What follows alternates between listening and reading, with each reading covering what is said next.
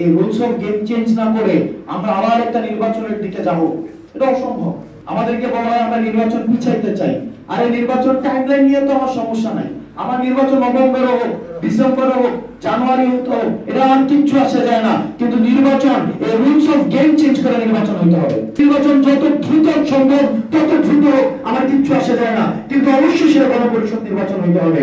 একটা সরকার অর্ধেক পরিচালিত হবে পল্টন থেকে, অর্ধেক পরিচালিত হবে পিসিসিআই থেকে, অর্ধেক পরিচালিত হবে হচ্ছে আপনার এই যে গণভবন থেকে, একটু পরিচালিত হবে হচ্ছে বঙ্গভবন থেকে।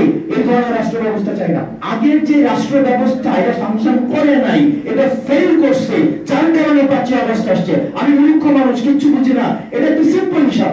আওয়ামী লীগ সব অপরাধের বৈধতা উৎপাদন করছে বইটা দিয়ে। আমাদেরকে অবশ্যই একটা নতুন সংবিধান দিতে হবে। গত ১ বছরে একটা চ্যানেল, একটা মিডিয়া ১ টাকার দুর্নীতি ক্রেডিবল সোর্স থেকে প্রমাণ করতে পারছে, অভিযোগ দিতে পারছে, প্রমাণ করে থাকা অভিযোগ। যে জন্য প্রত্যেকটা রাজনৈতিক দলকে বলবো, এনসিপি দায়িত্ব নিয়ে বলছি, এই কোন সিট নেগোসিয়েশনের মধ্য দিয়ে, এটাও তো একটা মধ্যরাতে নির্বাচন, আর এই নির্বাচনের মধ্যে পার্থক্য কি?